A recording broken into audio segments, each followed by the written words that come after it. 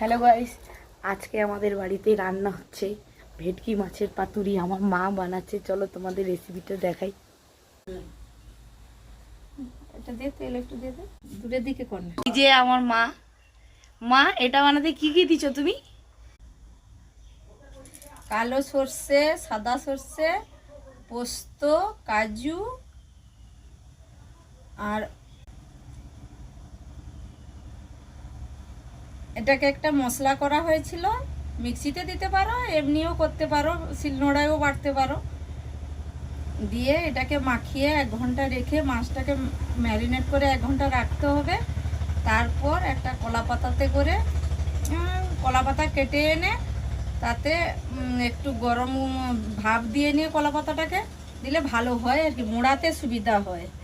দিয়ে এতে এই কলা পাতা সাজিয়ে এতে তার উপরে একটু সরষের তেল আর একটু কাঁচা লঙ্কা দিয়ে এই পাতাটাকে ভালো করে মুড়ে দিতে হবে এরকম করে। এই যে দেখো বন্ধুরা, আমার মা কিরকম মোড়াচ্ছে, সুতো দিয়ে বাঁধছে।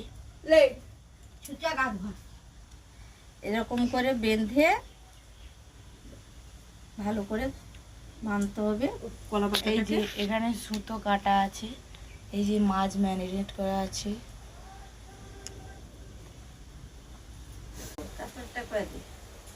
এই যে এখানে জল গরম হচ্ছে, এইখানে স্ট্যান্ড দিয়ে ওই থালাটার উপর দিয়ে ভাপ দেওয়া হবে কলা, এই মাছটাকে যে মোড়ানো আছে ওইটা।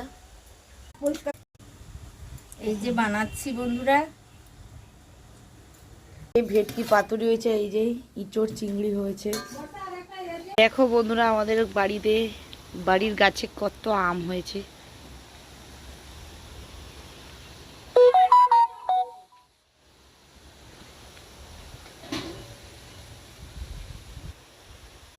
অনেক দিন পরে ভিডিও বানালাম, কেমন হয়েছে ভিডিওটা বলবে কমেন্ট করে।